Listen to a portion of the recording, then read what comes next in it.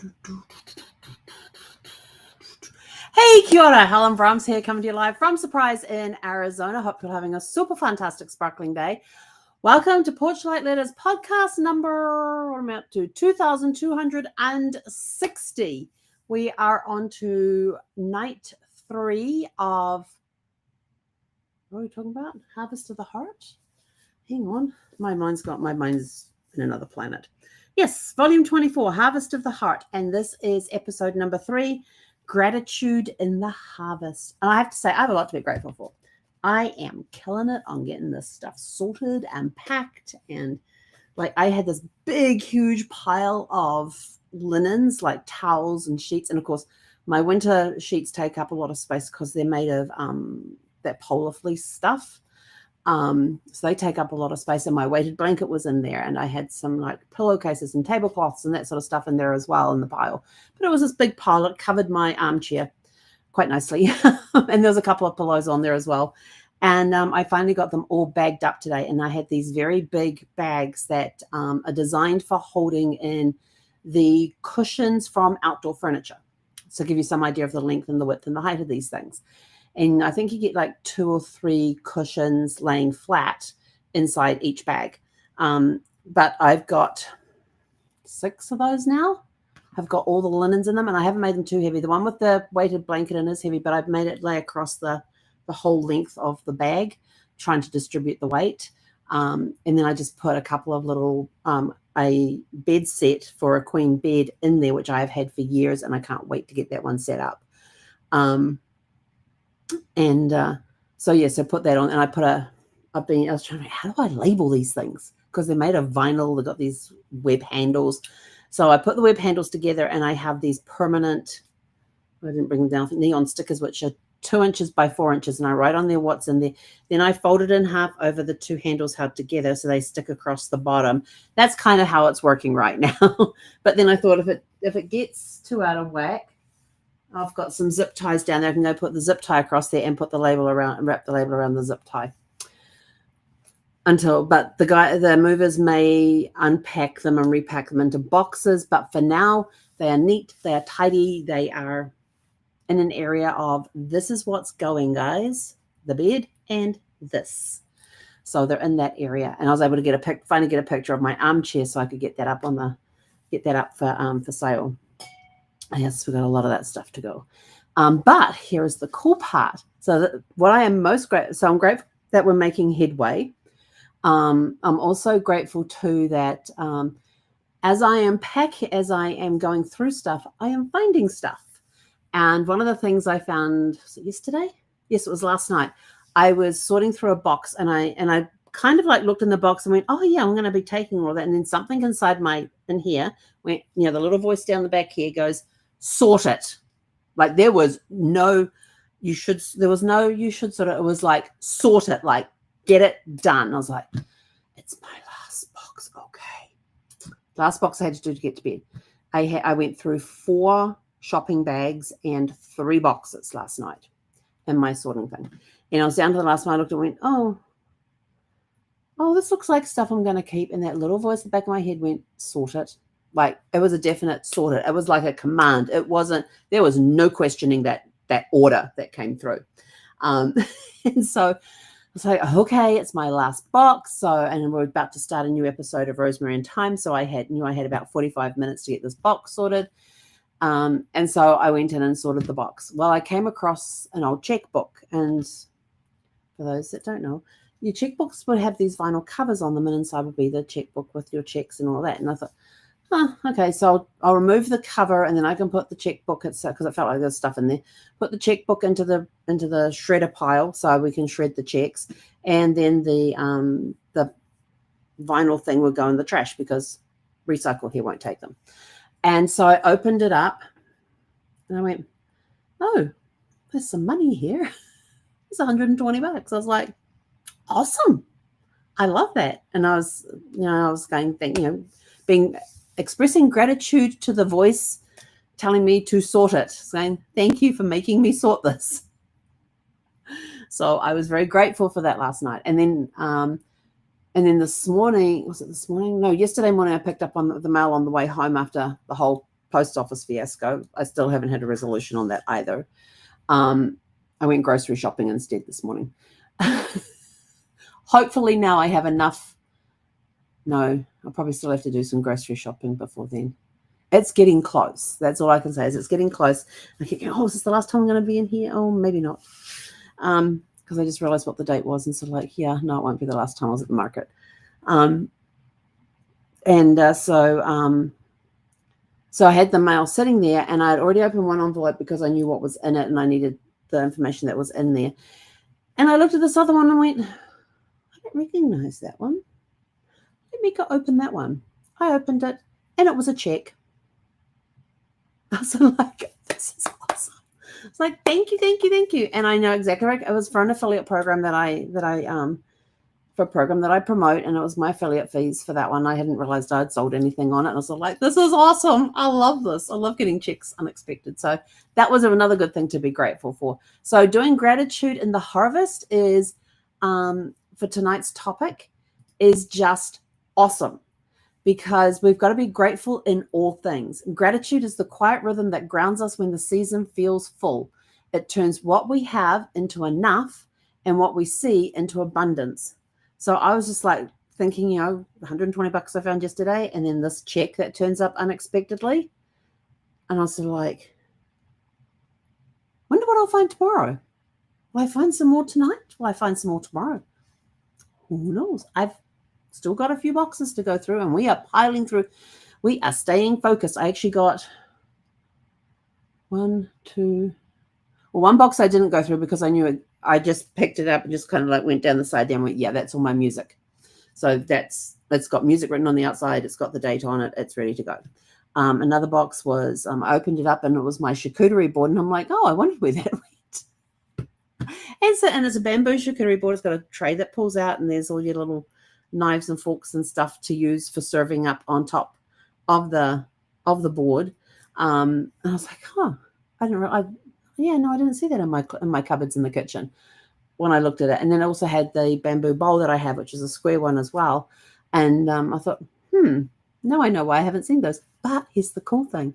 I found a treasure. And the treasure I found in that box, which I am grateful for, is a game. And it's made up of 3 different dice. 3 dice make up this game. And they're like about the square, cube, whatever, there's 3 of them.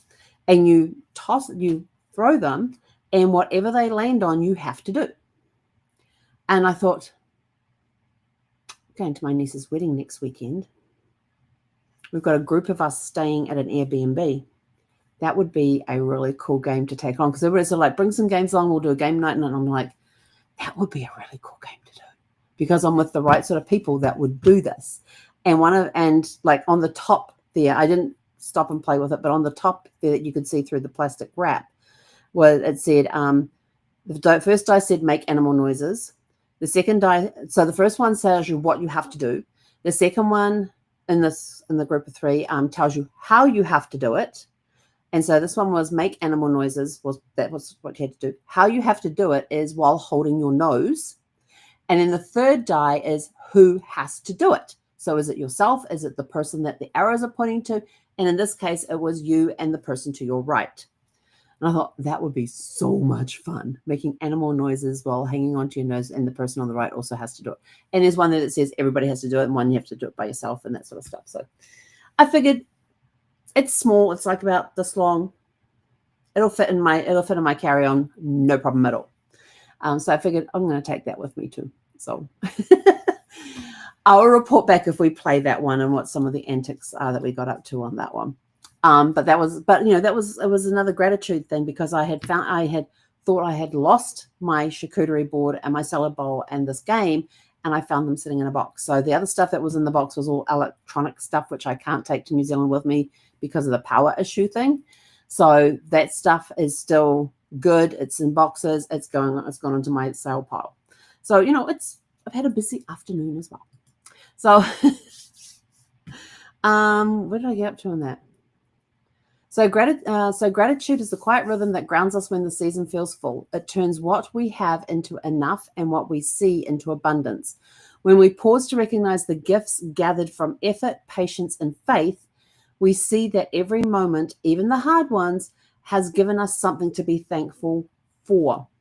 It teaches us that gratitude shifts our focus from what is missing to what is present. Every harvest, whether tangible or emotional, carries lessons of growth. Reflecting on what has gone well keeps the heart open and generous.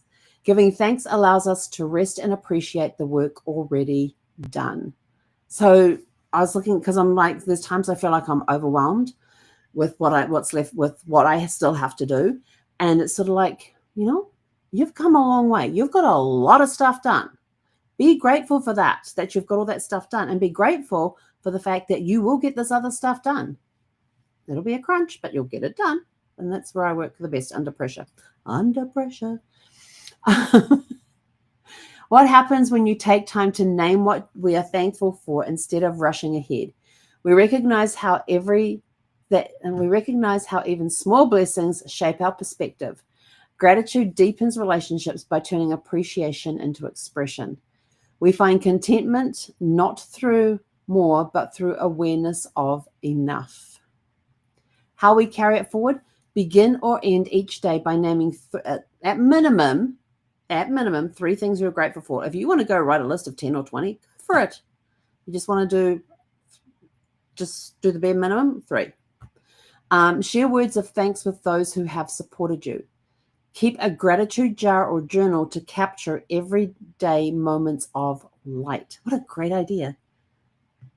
Just thinking with the jar thing, you put them on slips of paper and put them in. So when you're feeling down, you can go in the jar and pull one out and go, I am grateful for, and whatever it is that you are grateful for. That would be really cool. Let gratitude become a way of being, not a list to complete. And with legacy, gratitude is the bridge between seasons. When we acknowledge what has been gathered, we strengthen the roots of legacy. The way we express thanks becomes part of what others remember and carry forward. Are you ready for your reflection questions? So we have 4 for you. Number 1, what are you most grateful for in this season of your life? What am I grateful for in this season? I'm grateful for the treasures that I'm finding, the memories that are coming up. Biggest memory thing today, biggest emotional swing today for me was, and I'm grateful I went through it, is because I was packing up all the bedding in the bedroom and stuff and putting them into these big black beds, I had to break down Zeffie's bed. I have not touched her bed. I have not broken down her bed since she passed, and that was almost 11 weeks ago. So on her bed, I had this really cool flannel type material, and it was a quilt that came with the RV. And I loved it, and I just absolutely loved it. And Zeffie just loved curling, and I would have it laying across the foot of the bed, and Zeffie would go in there during the day and just lay on the thing. So it eventually became part of her bed. And then, so when I got the king size bed, on her half of the bed, it was laid out, so it went from the foot to the head of the bed. And it didn't quite. And I had one end underneath. I had a pillow to give her a little head rise to put on, and the other one I just had it tucked under, because I then had like one of her little dog beds, just a very thin thing that needed to be on something. And I had that there, and should either sleep on that or should sleep on the thing. And then I would have on top of that, like one of these blankets, which helps dogs control their temperature. It's a very, very soft blanket and just feels really cool. And then I had these other blankets that when it was really cold, I would just shake one of those out and just put them over her, and she would literally just snuggle down underneath. Like I'd hold it up, she'd curl up underneath, and I'd drop it, and that was her gone for the night. So I finally got to the point where it's sort of like, okay, I have to put this bedding away, because I need to pack it to move. And so the entire time I was folding up her bedding and putting it away, I even packed her little bear that she used to like to snuggle with as well. And so as I was packing that, I was just I got very, very emotional about it and started crying. But at the same time, I was giving thanks again for Zeffie and the life and the part that she's played in my life for the 2,080 days that she was with me. It doesn't seem like a long time, does it? 2,080 days, but it was about 5.5 years. Especially when you think about my podcast, to get to for 6 years was 2,191 days. Do the math. She had 111 days prior and after, when you take off the days after she had passed, because she passed on the Sunday, and that Thursday is when we celebrated the 2,191 days of doing this live, full 6 years. And so she had had those days before, but then there was also the days before when we started this, and then when I got her. So I thought, that doesn't seem that long, but yeah, it was. It was a long time. So I, again, gave thanks for that and spoke to her and told her how much I missed her, and that, I kept telling her I was going to take her to New Zealand with me. And I said, I may not be physically taking you to New Zealand, but I will be taking you in spirit with me. And so that was one thing that I am grateful for that I got to do today, was I got to,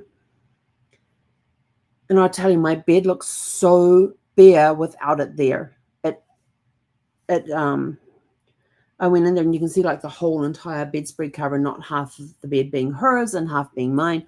And I was just looking at it going, it looks so empty. It looks so alone without her stuff on there. But it's one of those things that it had to get moved at some point, and today was the day to do it.